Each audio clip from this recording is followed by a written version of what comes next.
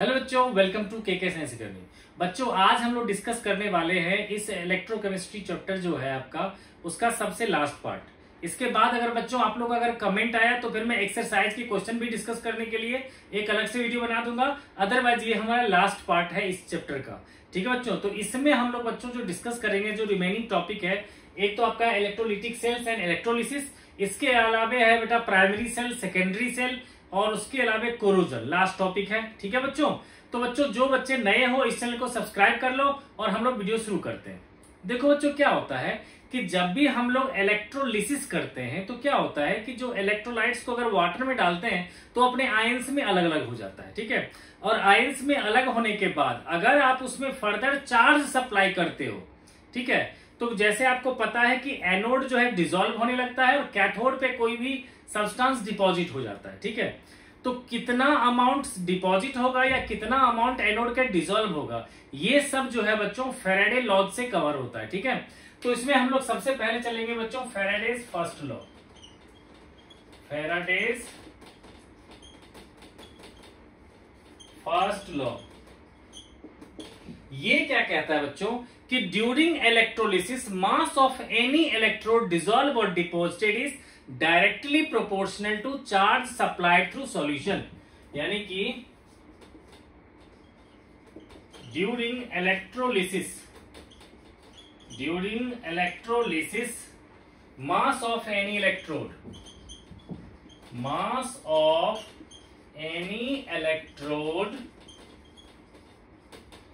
dissolve or deposited is directly proportional to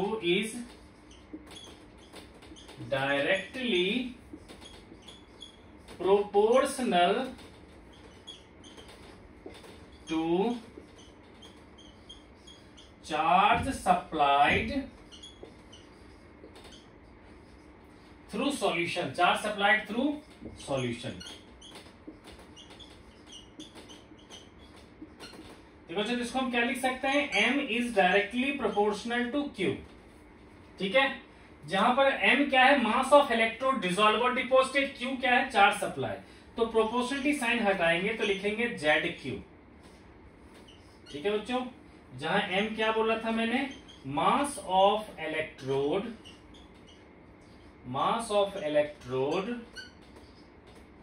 dissolve और deposited. ठीक है बच्चों, और Q क्या है, पहले लिख लेते हो, Q है हमारा charge supplied through solution. Charge supplied through solution. इसके बेटा Z जो है ये एक कांस्टेंट है, इसको कहते हैं हम लोग इलेक्ट्रोकेमिकल इक्विवेलेंट।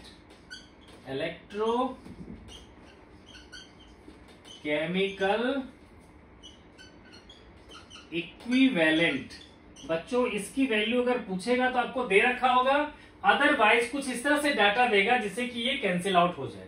ठीक है ना बच्चों, तो अब अगर मान लो बच्चों अगर आप लोगों ने इसको लिख लिया हो तो मैं बच्चों इसको रब करके आपको बताता हूं एक छोटा सा क्वेश्चन इस पर बेस्ड। ठीक है, तो मान लेते हैं बेटा क्वेश्चन में ये कह रखा है कि जब 2 एम्पियर करंट सप्लाई हुआ होगा 10 सेकेंड तक तो M1 मास डिपॉजिट हुआ होगा, है ना। जैसे कि मान लो बेटा, अगर देखो सेम सॉल्यूशन की बात करेंगे, अगर सेम सॉल्यूशन में Q1 चार्ज सप्लाई करने से M1 मास डिसॉल्व या डिपॉजिट हुआ होगा और Q2 चार्ज सप्लाई से M1 और M2, देखो बेटा Q1 से मिला होगा M1 मास, Q2 से मिला होगा M2 मास, तो लिख सकते हैं हम लोग कि फॉर सेम सॉल्यूशन हम लिख सकते हैं बच्चों क्या, कि M1 by M2 equals to Q1 by Q2, और चार्ज डायरेक्टली नहीं देकर के वो दे सकता है करंट इनटू टाइम, है ना बच्चों। जैसे कि मान लो बेटा कह देगा कि 2 एम्पियर की करंट 10 सेकेंड तक फ्लो किया तो 10 ग्राम डिपॉजिट हुआ, तो ये बताओ कि 5 एम्पियर की करंट अगर 10 सेकेंड तक सप्लाई होगी तो कितना मास हमारा डिसॉल्व या डिपॉजिट होगा। तो उसके लिए बच्चों आप लोग ये रिलेशन यूज करके सॉल्व कर सकते हो। जो कि बहुत ही आसान है। लेकिन पेपर में बच्चों इसका जो सेकेंड लॉ है वो ज्यादा इंपॉर्टेंट है, उससे ज्यादा रिलेटेड क्वेश्चन बनता है। तो हम लोग बेटा फैराडेज के सेकेंड लॉ की बात करते हैं, ठीक है। तो बेटा क्लियर हो गया ये चीज। तो बेटा जेड डिपेंड करता है नेचर ऑफ द मटेरियल, ठीक है बेटा। तो अब आगे बढ़ते हैं बच्चों हम लोग second law, Faraday's second law.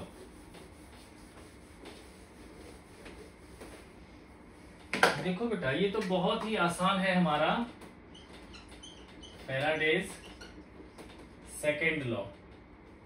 देखो जो क्या होता है फर्स्ट लॉ में ये पता चला आप लोग को कि जितना चार्ज सप्लाई करेंगे उतना ही मास हमारा डिसॉल्व होगा या डिपॉजिट होगा, है ना, फैराडेज सेकेंड लॉ। लेकिन अगर मान लो बच्चों आपसे पूछा जाए कि ठीक है हमने सॉल्यूशन होकर के इक्वल चार्ज सप्लाई कर दिया, तब क्या होगा, तब किसका मास कितना डिसॉल्व होगा या किसका डिपॉजिट कितना होगा, ठीक है।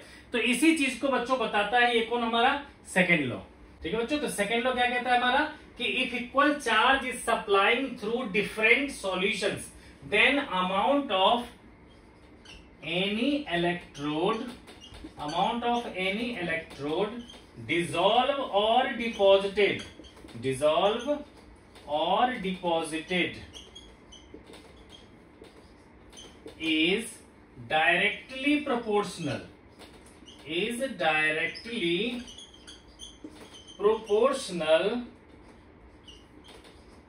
to their equivalent mass, their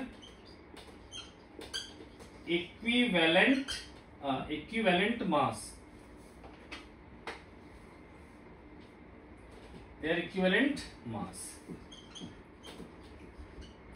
तो बच्चों हम लोग ऐसा कह सकते हैं हम लोग कि देखो m डायरेक्टली प्रोपोर्शनल होगा अपने इक्विवेलेंट मास का, ठीक है। तो m बाई ई क्या होगा हमारा कांस्टेंट, है ना। तो मैं लिख सकता हूं पहले इलेक्ट्रोड का मास बाय पहले इलेक्ट्रोड का इक्विवेलेंट मास इक्वल्स टू दूसरे मास का। तो क्या होगा फिर हमारा कि मान लो हमने लिया पहला इलेक्ट्रोड लिया, उसका मान लो m1 मास है, इक्विवेलेंट मास E1 है, दूसरे का मास M2 है, इक्विवेलेंट मास E2 है, तीसरे का मास M3 है, इक्विवेलेंट मास E3 है। तो ये सब हो जाएंगे इक्वल। लेकिन बच्चों इससे भी इजी फॉर्मूला मैं बना के आप लोग को देता हूं, तो मैं इसको बेटा रब कर रहा हूं, ठीक है। आप लोग बेटा पॉज करके लिख लेना इसको, ठीक है। देखो बच्चों क्या होता है इक्विवेलेंट मास के बारे में आपको पता है बेटा कि वो क्या होता है, atomic mass by n factor, ठीक है बेटा।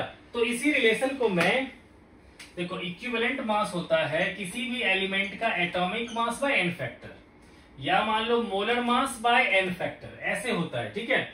तो मैं क्या करने वाला हूं, अगर आप लोग को कंफ्यूजन ना हो तो मैं a ले लूंगा एटॉमिक मास हर एक एलिमेंट का, ठीक है।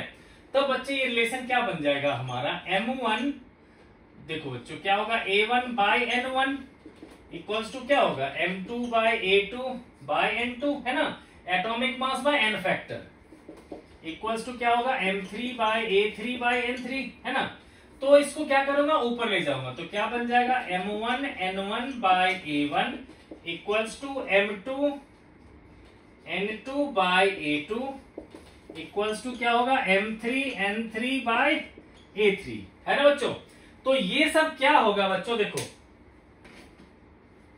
तो ये जो बेटा हमारा जो आया है, ठीक है ना,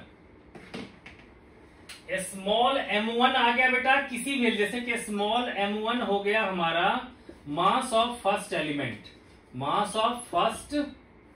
एलिमेंट डिसॉल्व और डिपॉजिटेड,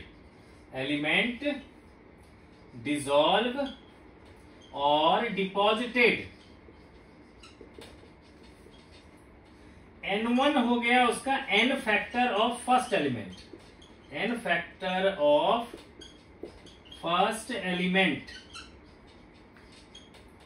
a1 हो गया atomic mass of first element,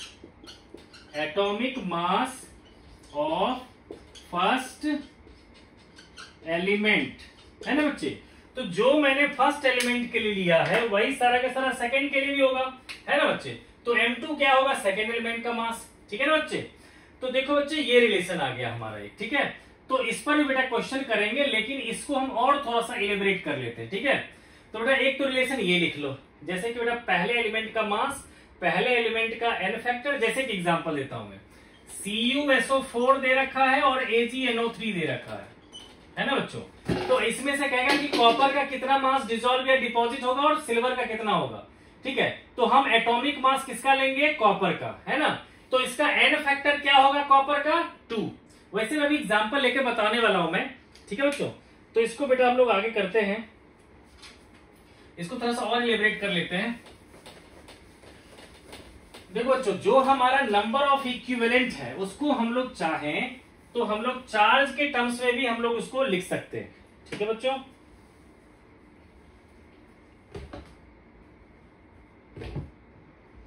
देखो बच्चों क्या होगा हमारा, देखो जो हमारे पास रिलेशन था m into n by atomic mass, ये न्यूमेरिकली इक्वल होगा हमारा q अपॉन में 96500। ठीक है बच्चों, तो ये आता है बच्चों हमारा रिलेशन। ठीक है, और q कोई चाहे तो लिख सकता है करंट इंटू टाइम बाय 96500। ठीक है ना बच्चे, तो ये रिलेशन बच्चों सबसे ज्यादा यूज होगा, जिसमें m क्या हो गया, mass of electrode, mass of any electrode dissolve और डिपॉजिटेड, डिसॉल्व और डिपॉजिटेड। ठीक है, इसी तरह से n क्या हो गया उसका, n फैक्टर, a हो गया उसका एटॉमिक मास। ठीक है बेटा, और 96500 होता है बच्चों 1 मोल इलेक्ट्रॉन का चार्ज। ठीक है, और ये t है हमारा टाइम, I है करंट सप्लाई, करंट सप्लाई, और t है हमारा time in second, time in second. तो देखो बच्चों एक छोटा सा क्वेश्चन लेते हैं, बहुत छोटा सा क्वेश्चन। ठीक है, क्वेश्चन में ये है कि find the mass of copper deposit, find mass of Cu deposited when 2 ampere, बेटा ये 2 लिखा है, 2 ampere current is supplying through CuSO4 solution for 1 hour। ठीक है बच्चों, आपसे कह रखा है कि जब कॉपर सल्फेट में मैंने 2 एम्पियर का करंट 1 आवर तक सप्लाई किया तो कितना मास कॉपर डिपॉजिटेड होगा। तो बच्चों हम यही रिलेशन लगाएंगे, कहेंगे मास ऑफ कॉपर हमें चाहिए। देखो बेटा कॉपर सल्फेट में एन क्या होगा, जो कॉपर पे चार्ज होगा वो क्या होगा 2, कॉपर का एटॉमिक मास विच इज 63.5 है ना, दैट इक्वल्स टू क्या होगा बेटा करंट इंटू टाइम। करंट क्या है 2 एम्पियर और टाइम है हमारा 3600। ठीक है, तो दैट बाय 96500 कर देंगे तो इससे आ जाएगा बच्चों मास ऑफ कॉपर डिपॉजिटेड। ठीक है, ऐसे बेटा एनसीईआरटी में कुछ सॉल्व एग्जांपल्स है उससे भी कर सकते हो। और एक क्वेश्चन बेटा मैं ले लेता हूं एनसीईआरटी का बैक एक्सरसाइज से, ठीक है, जो इससे बिल्कुल मिलता जुलता है, और क्वेश्चन नंबर बेटा 16।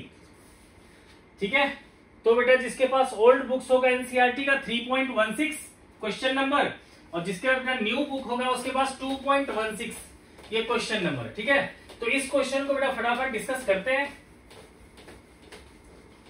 हमें बेटा यही फॉर्मूला सबसे ज्यादा यूज होगा कि m into n by atomic mass equals to current into time by 96500। तो देखो बेटा ये 16th क्वेश्चन है 3.16। इसमें कह रखा है कि 3 electrolytic cells ABC containing solution of zinc sulphate, silver nitrate and copper sulfate respectively are connected in series. A steady current of 1.5 amperes was passed through them until 1.45 gram of silver deposited at the cathode of cell B. How long did the current flow and what mass of Cu and Zn were deposited? ठीक है बच्चे, तो बेटा जी यहाँ पर कह रखा है कि जिंक सल्फेट, सिल्वर नाइट्रेट और कॉपर सल्फेट तीनों का दे रखा है सॉल्यूशन। ठीक है, देखो बेटा यहां पर जो हमें करंट दे रखा है मेरे ख्याल से 1.5 एम्पियर करंट था ये।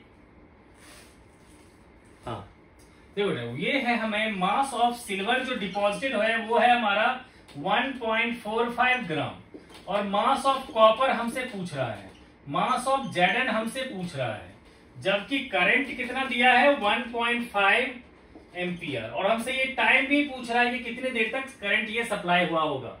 तो बेटा पहले हम सिल्वर वाला रिलेशन से हम टाइम निकाल लेते हैं, ठीक है। तो आपको बच्चों पता है W into n by atomic mass equals to current into time by 96500, है ना बेटा। तो मास ऑफ कॉपर जो है हमें दे रखा है, सॉरी मास ऑफ सिल्वर हमें दे रखा है कितना, 1.45 ग्राम, है ना, 1.45 ग्राम। और एन फैक्टर बेटा सिल्वर नाइट्रेट में क्या होता है, AgNO3 में बच्चों देखोगे तो NO3 में -1, सिल्वर में +1, तो एन फैक्टर क्या होगा 1, और सिल्वर का एटॉमिक मास होता है 108, इक्वल्स टू करंट है हमारा 1.5 इंटू T अपॉन में 96500, ठीक है बच्चों। तो इस रिलेशन से बच्चों टाइम आ जाएगा आपका सेकंड में, ठीक है। तो ये तो हो गया बेटा टाइम का। अब हमें कंपेयर करना है, बल्कि फाइंड करना है कॉपर का मास, ठीक है। तो आपको बच्चों एक रिलेशन ये भी पता था क्या, कि W है ना, जैसे N of Ag by atomic mass of Ag equals to use कर सकते हैं हम लोग mass of copper into n factor of copper by atomic mass of copper equals to mass of Zn into n factor of Zn upon में atomic mass of Zn, है ना बच्चों। तो देखो अगर हमें इन दोनों को कंपेयर करना है तो क्या लिखेंगे, मास ऑफ सिल्वर हमें पता है 1.45, उसका एन फैक्टर कितना है 1 अपॉन में 108 इक्वल्स टू क्या होगा, मास ऑफ कॉपर जो हमें चाहिए, एन फैक्टर कितना होता है 2, कॉपर का एटॉमिक मास कितना होता है 63.5। और बेटा जी इससे हमारा क्या होगा, इस दोनों को कंपेयर करके हमारा जो है कॉपर का मास निकल जाएगा। लेकिन आपको बेटा जी मास ऑफ Zn निकालना है, तो Zn का भी एन फैक्टर क्या होता है 2 और इसका एटॉमिक मास होता है 65। तो अगर बच्चों हम इन दोनों को कंपेयर कर लेंगे तो क्या आ जाएगा, मास ऑफ जिंक आ जाएगा, और इन दोनों को कंपेयर करने से हमारा मास ऑफ कॉपर आ जाएगा, ठीक है बच्चों। तो ये था बेटा एक तरह का क्वेश्चन। अब बेटा छोटे छोटे क्वेश्चंस हैं चार्ज सप्लाइड वाले, ठीक है, तो उसको भी देखते हैं, ठीक है बच्चों। तो बेटा कोई भी इश्यू हो आप लोग कमेंट बॉक्स में बताना, जरूरत पड़ेगी तो एक्स्ट्रा डाउट्स के लिए मैं एक्स्ट्रा वीडियो बना दूंगा, ठीक है बच्चों। अब देखो बच्चों क्वेश्चन जो छोटे छोटे क्वेश्चंस आते हैं कि 1 मोल Al3+ को Al में कन्वर्ट करने के लिए कितना चार्ज चाहिए, ठीक है। तो इस टाइप के क्वेश्चंस बच्चों हम लोग अब करते हैं, ठीक है। तो देखो बेटा ये भी एनसीईआरटी से ले लेते हैं क्वेश्चन। एनसीईआरटी बेटा बैक एक्सरसाइज में है क्वेश्चन नंबर 3.12, है ना। देखो बेटा 3.12 इसमें कह रखा है कि calculate the charge required to convert 1 mole Al3+ into Al, है ना। फर्स्ट पार्ट है बेटा जी 1 मोल Al3+ को हमें कन्वर्ट करना है Al में, है ना। देखो बेटा बहुत ही सिंपल चीज है, कैसे, तो कहोगे देखो कि सिंस अगर देखो Al3+ को Al में कन्वर्ट करने के लिए क्या लिखेंगे हम लोग, Al3+ पर 3 इलेक्ट्रॉन डाल देंगे तो क्या बन जाएगा Al, तो हम लिखेंगे since 1 Al3+ ion, 1 Al3+ ion requires 3 electrons, है ना बच्चों। 1 Al3+ आयन, एक Al3+ आयन कितना चाहिए 3 electrons, therefore 1 mole Al3+ ion, 1 mole Al3+ ion will require 3 moles of electron, 3 moles of electrons, है ना बच्चों। एक मोल का कितना 3 moles of electron। अब देखो बेटा चार्ज का जो फॉर्मूला होता है वो होता है number of electron into charge of electron, charge of electron, है ना बच्चों। जो फिजिक्स में बेटा रिलेशन पढ़ा होगा Q इक्वल्स टू Ne। तो देखो बेटा 3 मोल इलेक्ट्रॉन, एक मोल में कितने इलेक्ट्रॉन्स होंगे, एवोगाड्रोस नंबर, तो 3 मोल्स में कितने होंगे, तो 3 इंटू 6.022 इंटू 10 की पावर 23 इतने इलेक्ट्रॉन्स, और फिर इलेक्ट्रॉन का चार्ज होता है 1.6 इंटू 10 की पावर -19। और देखो बच्चा इन दोनों को मल्टीप्लाई कर दोगे ना तो आ जाएगा 96500, तो 3 इंटू 96500 कूलम चाहिए, या फिर इसको हम F लिख लेते हैं तो 3F। तो कितना चार्ज चाहिए होगा बच्चों 3F, ठीक है। ये तो बेटा सबसे सिंपल था। इसी का बेटा थर्ड पार्ट कर देता हूं, ठीक है ना, वो बेटा बहुत ही सिंपल है ना। देखो बेटा इसका जो थर्ड पार्ट है उसमें कह रखा है कि MnO4 माइनस के 1 मोल को कन्वर्ट करना है Mn में, किसमें, Mn2 प्लस में, है ना बच्चों। तो मेन वही चीज देखना होता है बेटा कि यहां पर देखो कितने इलेक्ट्रॉन्स उसने गेन किए, है ना। तो इसके एक आयन ने 3 इलेक्ट्रॉन गेन किया, तो इसके 1 मोल ने 3 मोल इलेक्ट्रॉन्स गेन किया, है ना, यानी कि 3f चार्ज। तो यहां देखना पड़ेगा बेटा कि चार्ज कितना गेन, इलेक्ट्रॉन कितना गेन कर रहा है। तो देखते हैं Mn पे चार्ज कितना है। तो Mn का ऑक्सीडेशन स्टेट x, ऑक्सीजन का -2 × 4 = -1, तो x आ गया +7। अब देखो यहां पर +7 है, यहां +2 है, तो मतलब कितने इलेक्ट्रॉन्स गेन किया होगा उसने, 5। ठीक है बच्चों, यहां बेटा Mn पे कितना चार्ज आ गया, +7, और यहां है +2। तो +7 का मतलब क्या हुआ, 7 इलेक्ट्रॉन की कमी, +2 का मतलब है सिर्फ 2 इलेक्ट्रॉन की कमी। तो उसने कितना किया होगा, 5 इलेक्ट्रॉन्स गेन किया होगा, है ना। तो 1 MnO4 माइनस 5 इलेक्ट्रॉन्स गेन किया होगा, तो 1 मोल कितना गेन करेगा, 5 मोल इलेक्ट्रॉन्स। तो चार्ज कितना हो जाएगा, तो 5f। क्यों बच्चों, क्योंकि 1 मोल इलेक्ट्रॉन का चार्ज होता है 96500, जिसको f लिखते हैं। ठीक है बच्चों, क्लियर हो गया कि इसके 1 मोल के लिए कितना चाहिए हमें, 5f चार्ज चाहिए। ठीक है, अब बेटा इसी तरह से एक और छोटा सा क्वेश्चन मैं डिस्कस कर लेता हूं, फिर चलेंगे हम लोग बैटरीज की तरफ।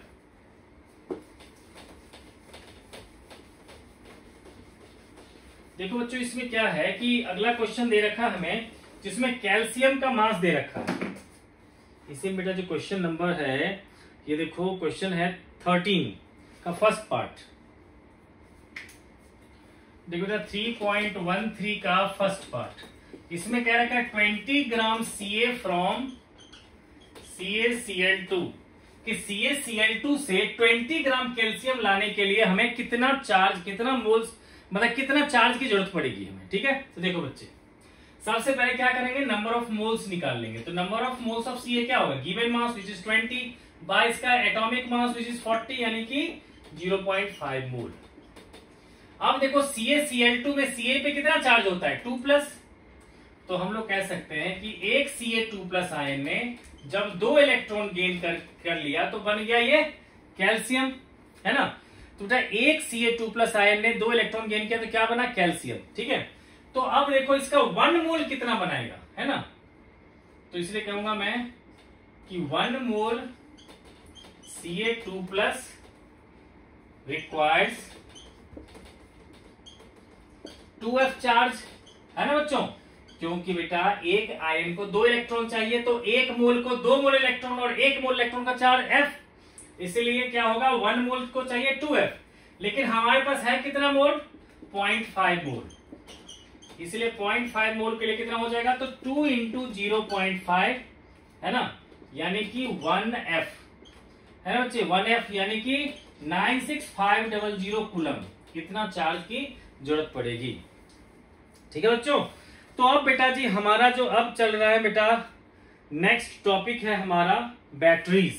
तो इसको बच्चों हम लोग अब डिस्कस करते हैं। देखो बच्चों, क्या है कि बैटरीज में बच्चे होता क्या है, ये ग्रुप ऑफ सेल्स होते हैं। ठीक है, तो ये जो बेटा बैटरीज होते हैं वो 2 तरह के होते हैं। एक होता है चार्जेबल, मतलब जो इसको एक बार डिस्चार्ज कर देते हो उसके बाद दोबारा उसको चार्ज कर सकते हो, तो उसको कहते हैं सेकेंडरी बैटरी, जिसको हम दोबारा चार्ज करके यूज कर सकते हैं। लेकिन एक बैटरी ऐसा है कि एक बार यूज करने के बाद वो दोबारा रिचार्ज नहीं किया जा सकता है। ठीक है, उसको क्या कहते हैं हम लोग, प्राइमरी बैटरीज। तो बच्चों प्राइमरी बैटरीज में मेनली आपको 2 तरीके के सेल आपको पढ़ना है। पहला है बेटा ड्राई सेल, दूसरा है हमारा मरकरी सेल। ज्यादा इंपॉर्टेंट है मरकरी सेल। ठीक है, लेकिन बेटा जो फर्स्ट है हमारा ड्राई सेल, जिसको हम लोग लैग्रांजे सेल भी कहते हैं। ठीक है ना, उसमें क्या होता है, जिंक का सिलेंडर होता है ना, और उसमें कार्बन की रॉड होती है जिसके पास कॉपर की टेप लगी होती है। ठीक है, और उसके ऑल अराउंड जो पेस्ट होता है इलेक्ट्रोलाइट का, वो होता है बच्चों अमोनियम क्लोराइड का और जिंक क्लोराइड का एक पेस्ट होता है। ठीक है, तो मैंने बच्चों रिएक्शन लिख दिया है ताकि टाइम ना लगे ज्यादा।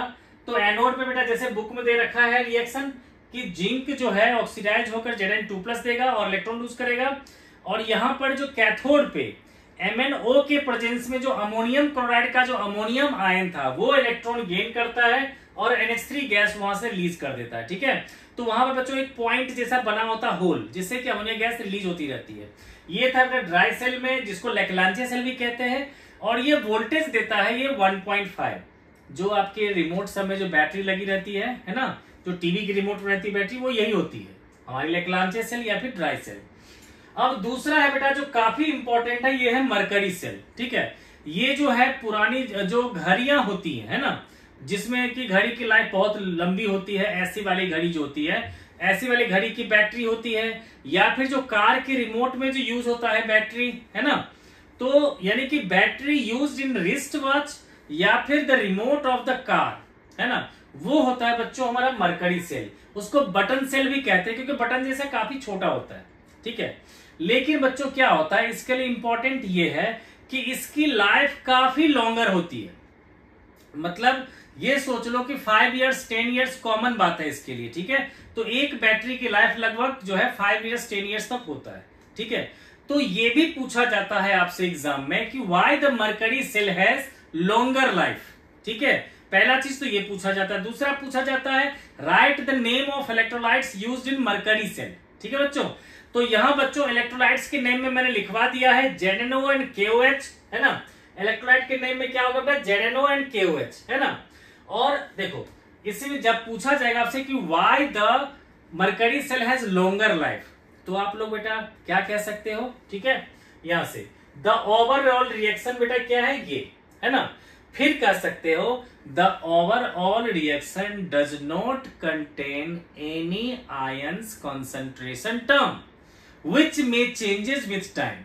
मतलब ओवरऑल रिएक्शन में कोई भी ऐसा कंसेंट्रेशन वाला टर्म नहीं मिला है जिसके की कंसेंट्रेशन टाइम के साथ चेंज हो सकता है, इसीलिए क्या होता है इसकी लाइफ लंबी होती है। ठीक है बच्चों, जिसके बाद बेटा एनसीईआरटी की बुक होगा तो वो देख लो बच्चों, यहां पर मैंने मार्क कर दिया है, ये लिखा हुआ अभी देखो, इसकी वोल्टेज सप्लाई होती है 1.35 वोल्ट। और देखो क्या है कि the overall reaction does not involve any ion in solution which concentration can change during its life time. किसमें ऐसा कोई भी आयन नहीं आता जिसकी कंसंट्रेशन टाइम के साथ चेंज करेगा। ठीक है, तो इसीलिए क्या होता है बेटा कि इसकी लाइफ क्या होती है लंबी। ये हो गया ये था बच्चों हमारा प्राइमरी बैटरीज, यहां तक आ गया। ठीक है ना, तो उसमें बेटा बता दिया कि मरकरी सेल का बेटा इलेक्ट्रोलाइट्स के नाम क्या है, ये दोनों, और इसमें ओवरऑल रिएक्शन में कोई भी आयंस नहीं है जिसकी कंसंट्रेशन टाइम के साथ चेंज करेगा, इसलिए इसकी लाइफ क्या होती है काफी लॉन्गर होती है। ठीक है बच्चों, दोनों चीज बता दिया। अब है बेटा हमारा सेकेंडरी बैटरी, ये जो कैटेगरी आ जाता है बच्चों ये होता है हमारा सेकेंडरी बैटरी का। ठीक है, सेकेंडरी बैटरी, सेकेंडरी बैटरी क्या होता है बच्चों, तो जिसको हम लोग दोबारा चार्ज करके यूज कर सकते हैं, है ना। तो उसमें बेटा सबसे पहले आता है लेड स्टोरेज बैटरी। तो जितने भी ऑटोमोबाइल में जो बैटरी यूज होता है, जो कार की बैटरी होती है, ट्रक में जो बैटरी होती है, वो यही होता है बच्चों हमारा लेड स्टोरेज बैटरी। ठीक है, तो बेटा लेड स्टोरेज बैटरी में क्या होता है कि 38% सल्फ्यूरिक एसिड का हम लोग इलेक्ट्रोलाइट लेते हैं। ठीक है, और देखो बेटा क्या होता है कि एनोड पे आपको पता ही कि लॉस ऑफ इलेक्ट्रॉन होता है ना। तो बच्चों क्या होगा कि ध्यान रखना है कि प्रोडक्ट में हमेशा PbSO4 ही मिलेगा। ठीक है, मतलब Pb2+ मिलेगा। ठीक है, तो अब खुद सोचो कि प्रोडक्ट में अगर Pb2+ मिलेगा और वहां पर लॉस ऑफ इलेक्ट्रॉन होना है तो एनोड के रिएक्शन में क्या होगा Pb। ठीक है, अगर ये क्लियर नहीं हो तो सीधा समझो बच्चों कि देखो एनोड पे क्या होता है, लेड ऑक्सीडाइज होकर के PbSO4 बनाता है, और कैथोड पे जो PbO2 होता है ना, वो रिड्यूस होकर के PbSO4 बनाता है। ठीक है, यानी कि दोनों में ही प्रोडक्ट में हमारा PbSO4 मिल जाता है। ठीक है, दूसरी बात बच्चों यहाँ पर इलेक्ट्रोलाइट में हम लोग क्या लेते हैं सल्फ्यूरिक एसिड, है ना। और एनोड में बच्चों अगर आपको Pb2+ चाहिए प्रोडक्ट में तो यहाँ क्या लेना पड़ेगा Pb, है ना, क्योंकि इसको लॉस ऑफ इलेक्ट्रॉन करना है। और कैथोड में देखो हमें Pb2+ चाहिए। कैथोड में क्या होता है इलेक्ट्रॉन गेन करता है, तो कोई इलेक्ट्रॉन गेन करने के बाद अगर Pb2+ है तो इसका मतलब पहले क्या था ज्यादा ऑक्सीडेशन स्टेट यानी कि PbO2, है ना बच्चों। तो ये बेटा लर्निंग करने के लिए आसान है। तो ये रिएक्शन बेटा लिख दिया मैंने डिस्चार्जिंग का, कि ये जो रिएक्शन है ये डिस्चार्जिंग का इक्वेशन है। ठीक है, आपसे ऐसा भी हो सकता है कि कह देगा ठीक है डिस्चार्जिंग का तो आपने लिख दिया, अब इसके चार्जिंग का इक्वेशन बताओ कि जब हम बैटरी को चार्ज करेंगे तब कौन सा रिएक्शन होगा। ठीक है बच्चों, तो बेटा डिस्चार्जिंग क्या होता है चार्जिंग का उल्टा, है ना। तो मतलब क्या करेंगे बेटा इस रिएक्शन यानी कि एनोड का जो रिएक्शन है उसको उल्टा करके हम लोग कैथोड पे रख देंगे। ठीक है ना, तो अगर बेटा चार्जिंग की बात कहा जाए, चार्जिंग में, तो हम क्या करेंगे, एनोड के रिएक्शन को उल्टा करके कैथोड पे, तो लिखेंगे एट कैथोड। मैं एक एग्जांपल दे रहा हूं, एनोड को खुद भी लिख सकते हो आप लोग। क्या करेंगे बच्चे, इसको उल्टा कर देंगे, मतलब PbSO4 प्लस 2 इलेक्ट्रॉन से बन जाएगा Pb प्लस SO4 2 माइनस, है ना बच्चे। क्या किया मैंने, इस एनोड के रिएक्शन को उल्टा कर दिया, है ना, और उसको रख दिया मैंने कैथोड पे। इसी तरह से कैथोड के रिएक्शन को उल्टा करके अगर एनोड पे लिख दोगे तो वो हो जाएगा इक्वेशन ऑफ चार्जिंग। ठीक है बच्चों, तो बेटा ये हुआ। इसके अलावा बेटा जी जो इंपॉर्टेंट है आपका, देखो आगे है हमारा इंपॉर्टेंट जो सेकेंडरी सेल में है, वो है बच्चों हमारा फ्यूल सेल। फ्यूल सेल बच्चों काफी इंपॉर्टेंट है, और उससे पहले थोड़ा सा दे रखा है निकल कैडमियम का सेल। वो इंपॉर्टेंट नहीं है क्योंकि वो काफी कॉस्टली होता है और उसका यूजेस भी काफी लिमिटेड होता है। ठीक है बच्चों, तो हम लोग बात करेंगे बच्चों फ्यूल सेल के बारे में। ठीक है, तो फ्यूल सेल को बच्चों सबसे पहले अपोलो 8 मिशन में यूज किया गया था। ठीक है, तो जहां पर क्या किया जाता था कि देखो वहां पर क्या करते थे कि ऑक्सीजन जो है, लिक्विड ऑक्सीजन और लिक्विड हाइड्रोजन, इस दोनों को हम लोग सेल में यूज करते थे। जहां लिक्विड हाइड्रोजन ऑक्सीडाइज होकर H+ आयन देता था, लिक्विड ऑक्सीजन रिड्यूस होकर के O2 माइनस देता था, और दोनों को मिलने से क्या होता था बच्चों, वाटर मिलता था, जिसको एस्ट्रोनॉट वहां पर ड्रिंकिंग पर्पस के लिए यूज करते थे। ठीक है, ये होता था बेटा हमारा फ्यूल सेल। ठीक है, दूसरी बात फ्यूल सेल में पूछा जाता है कि चलो ठीक है, लिक्विड हाइड्रोजन लिक्विड ऑक्सीजन तो समझ में आ गया, लेकिन इसके अलावे भी कोई चीज है जो यूज किया जा सकता है फ्यूल सेल में, तो बिल्कुल यूज किया जा सकता है बच्चों। तो मैं इसका रिएक्शन और जो एक्स्ट्रा मटेरियल यूज हो सकता है, जैसे मिथेनॉल है, मीथेन गैस है, ये सब बच्चों लिख देता हूं मैं। ठीक है, तो इससे बच्चों ध्यान रखना है यहां पर कि अपोलो स्पेस प्रोग्राम, है ना, Apollo space programme fuel cell में, फ्यूल सेल के लिए हमें क्या ध्यान रखना है बच्चों, अपोलो स्पेस प्रोग्राम में जो यूज हुआ था, स्पेस प्रोग्राम जैसे मेंशन कर दे तो समझ जाना ये फ्यूल सेल की बात कर रहा है। ठीक है, ऑटोमोबाइल की बैटरी की बात करें तो समझ जाना लेड स्टोरेज बैटरी की बात कर रहा है। ठीक है, रिस्ट वॉच की बैटरी की बात कर रहा है तो क्या होगा, मरकरी सेल। ठीक है बच्चों, तो बेटा इसमें क्या होगा हमारा, जैसे रिएक्शन है बेटा, ठीक है, कि देखो मैंने ओवरऑल रिएक्शन लिख देता हूं। ठीक है, इसमें क्या होता है overall reaction, 2H2 plus O2 gives 2H2O, है ना। इसमें साइड प्रोडक्ट मिलता है हमें 2H2O। ठीक है ना बेटा, जिसको कि एस्ट्रोनॉट ड्रिंकिंग पर्पस के लिए यूज करते हैं। अब जो एक्स्ट्रा फ्यूल लिक्विड हाइड्रोजन और लिक्विड ऑक्सीजन के अलावा जो एक्स्ट्रा फ्यूल यूज होता है, उसमें हम लोग ले सकते हैं बेटा एक्स्ट्रा फ्यूल जो है, एक्स्ट्रा फ्यूल जो यूज कर सकते हैं उसमें क्या क्या आएगा बच्चों, CH3OH मिथेनॉल, है ना, या फिर हम लोग ले सकते हैं बच्चों मीथेन, या फिर हाइड्रोजन तो लिया ही था। ठीक है ना, ये सभी बच्चों बुक में आपको मेंशन कर रखा है कि हाइड्रोजन, मीथेन, मिथेनॉल, इन सब को हम यूज कर सकते हैं एक्स्ट्रा में फ्यूल सेल में। ठीक है बच्चों, तो ये हो गया बच्चों हमारा, ठीक है, बैटरीज। अब इसका लास्ट टॉपिक है बच्चों कोरोजन। ठीक है, तो बच्चों देखो कोरोजन बेसिकली क्या होता है हमारा, एक रस्टिंग प्रोसेस है ना, और रस्टिंग प्रोसेस में भी क्या होगा हमारा कि आयरन का ऑक्सीडेशन होगा, मतलब हर तरह के मेटल का जो है ऑक्सीडेशन होता है। ठीक है बच्चों, तो बच्चों सबसे इंपॉर्टेंट चीज एक है, वो मैं सोचता हूं आप लोग से पहले पूछ दूं। बच्चों ये बताओ कि जितने भी जो है शिप जो जाते हैं पानी समुद्र होते हुए जाते हैं, उसमें कोरोजन क्यों नहीं होता, जबकि नॉर्मली आपको पता है कि सॉल्ट वाटर होता है समुद्र में, है ना, तो वहां पर तो कोरोजन और फास्ट होना चाहिए, है ना, लेकिन वहां पर जितने भी हैं उसमें शिप में क्यों नहीं होता कोरोजन। ठीक है, तो इसका जवाब बच्चों आप लोग को बताऊंगा मैं इसके लास्ट में। ठीक है, तो देखो बच्चों सबसे पहले जो है यहां पर हमें कोरोजन में दे रखा है बच्चों रस्टिंग ऑफ आयरन का। ठीक है, तो बेटा हम लोग लेंगे रस्टिंग ऑफ आयरन।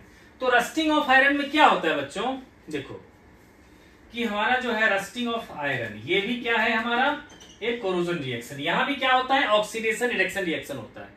इसमें क्या होता है बच्चों, बस आसान से समझना है आपको कि क्या होता है कि एटमॉस्फेयर में जो हमारे पॉल्यूटेड एयर होते हैं, खास करके नॉन मेटल के ऑक्साइड, जैसे नाइट्रिक ऑक्साइड हो गया, CO2 गैस हो गया, NO2 गैस हो गया, ठीक है, तो ये सब क्या करते हैं, एटमॉस्फेयर में जो प्रेजेंट होता है वाटर वेपर, उसके साथ ये रिएक्ट करके बना लेता है एसिड, और एसिड क्या रिलीज करता है, H+।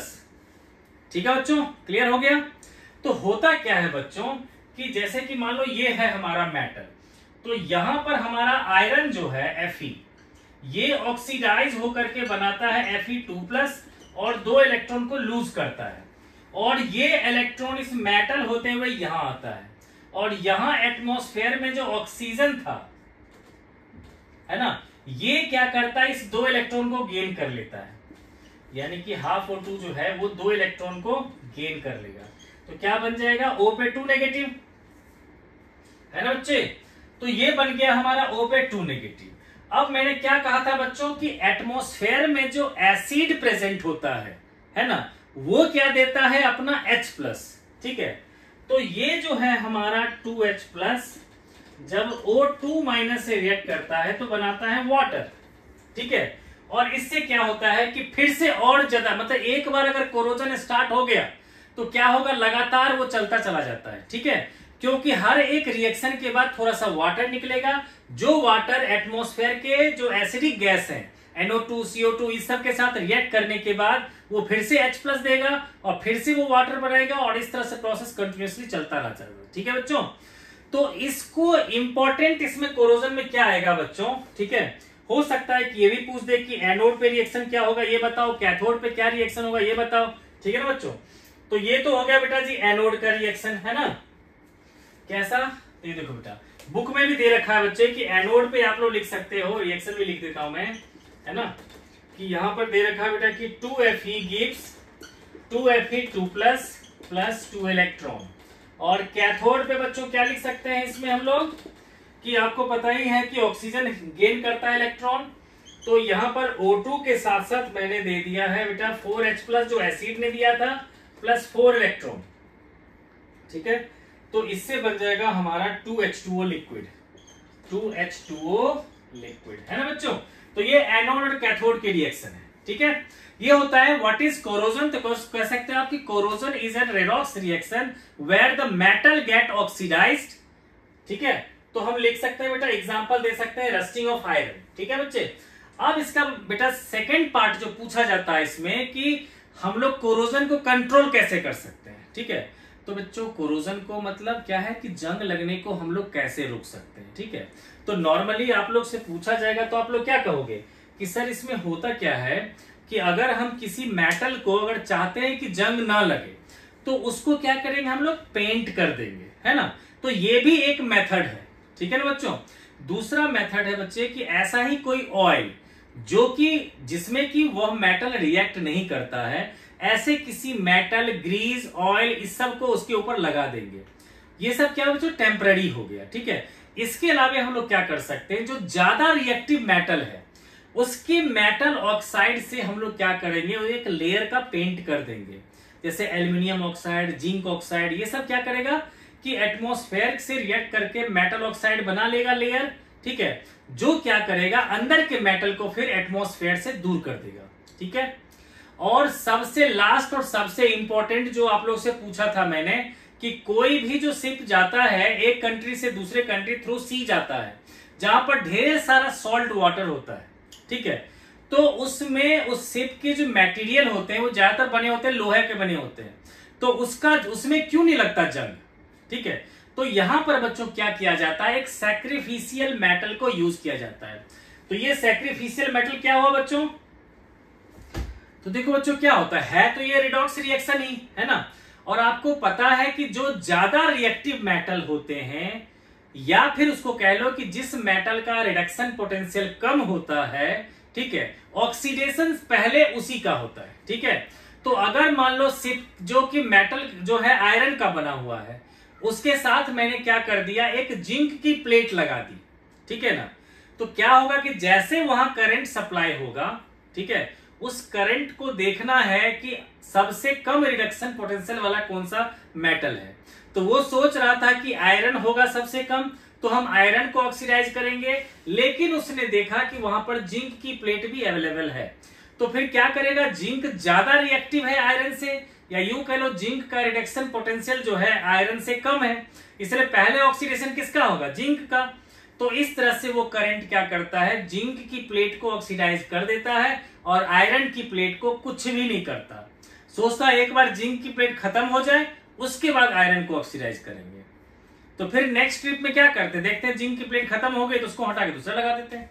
ठीक है, तो इस तरह से क्या होता है बच्चों कि सैक्रिफिशियल मेटल को यूज करने के साथ साथ जो होता है कि उस हम मटेरियल को हम कोरोजन से बचा सकते हैं। ठीक है, तो बच्चों ये सब मेन जो है थ्योरेटिकल टर्म्स, तो आप एक बार आप चाहो तो रीड भी कर सकते हो। कुछ भी अगर दिक्कत हो तो आप मुझसे बेटा कमेंट बॉक्स में कहोगे तो मैं उसके लिए बेटा अलग से वीडियो बनाकर आपकी डाउट्स को क्लियर कर दूंगा। तो बच्चों हम लोग मिलते हैं नेक्स्ट वीडियो में। आप लोग मेरे चैनल को सब्सक्राइब कर लो। Thanks for watching.